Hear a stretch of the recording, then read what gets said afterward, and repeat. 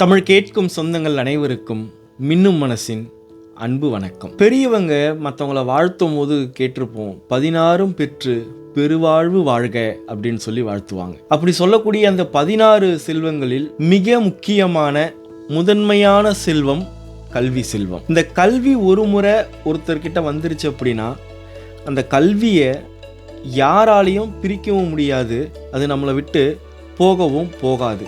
பிரிக்க முடியாத ஒரு பந்தத்தோடு இருக்கக்கூடிய செல்வம் இந்த கல்வி செல்வம். இதை நம்முடைய விவேக சிந்தாமணி என்கிற நூல் எப்படி சொல்லுது பாருங்க. வெள்ளத்தால் போகாது, வெண்தணலால் வேகாது, வேந்தராலும் கொள்ளத்தான் முடியாது, கொடுத்தாலும் நிறைவொழிய குறைபடாது, கள்ளர்க்கோ மிக அரிது, காவலோ மிக எளிது, கல்வியினும் உள்ளத்தே பொருளிருக்க உலகெல்லாம் பொருள் தேடி உமல்வதேனோ. இந்த கல்வியை வெள்ளத்தால் அடிச்சுட்டு போக முடியாது, நெருப்புல சுட்டு பொசுக்க முடியாது, மன்னர்களாலும் ஆட்சியாளர்களாலும் ஆளுமைமிக்க நபர்களாலும் இந்த கல்வி செல்வத்தை நம்ம கிட்ட இருந்து பறிக்க முடியாது, திருட முடியாது. மற்ற செல்வத்தை எல்லாம் ஒப்பிட்டு பார்க்கும்போது இந்த செல்வத்துக்கு நம்ம தர வேண்டிய பாதுகாப்பு மிகவும் எளிமையான பாதுகாப்பு. அது மட்டும் இல்லை, இந்த செல்வத்தை கொடுக்கறதுனால குறையாது, அதற்கு மாறா நிறையும் அதிகப்படும். ஒருத்தருக்கு இந்த செல்வத்தை கல்வி செல்வத்தை கொடுக்கறதுனால அந்த கல்வி செல்வம் நம்ம கிட்ட பெருகிக்கிட்டே போகும். இந்த கல்வி மட்டும் நம்ம கிட்ட இருந்துருச்சு அப்படின்னா மற்ற எல்லா செல்வமும் நம்ம தேடி வந்துடும் அப்படின்னு சொல்லி விவேக சிந்தாமணி சொல்லுது.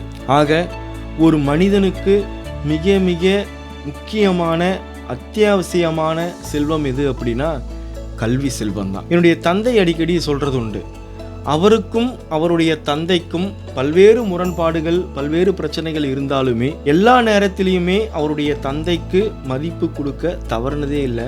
அது மட்டும் இல்லாமல் அடிக்கடி என்னுடைய தந்தை அவரோட தந்தையை பற்றி சொல்லக்கூடிய ஒரு விஷயம், எது எப்படி இருந்தாலும் எங்கள் அப்பா எனக்கு கொடுத்த மிகப்பெரிய சொத்து கல்வி தான். அந்த கல்வி தான் என்னை இன்னைக்கு தலைமை ஆசிரியராக, ஒரு உயர்ந்த மனிதனாக, ஒரு நல்ல நிலைமையில், சமுதாயத்தில் ஒரு நல்ல நிலைமையில் இருக்கக்கூடிய ஒரு மனிதனாக என்னை உருவாக்குனதுக்கான காரணம் என் தந்தை எனக்கு கொடுத்த கல்வி தான் அப்படின்னு சொல்லி எங்கள் அப்பா என்கிட்ட அடிக்கடி சொல்லுவார். ஒருவேளை உங்ககிட்ட யாராச்சும் படித்தாதான் முன்னேற முடியுமா, கடின உழைப்பு இருந்தால் ஏதாவது தொழில் செஞ்சு கூட முன்னேறலாம், வாழ்க்கையில் நல்ல நிலைமைக்கு வரலாம் அப்படிங்கிற மாதிரி தவறான வழிகாட்டுதலை உங்ககிட்ட கொடுத்தாங்க அப்படின்னா அந்த கருத்தை ஏற்றுக்காதீங்க.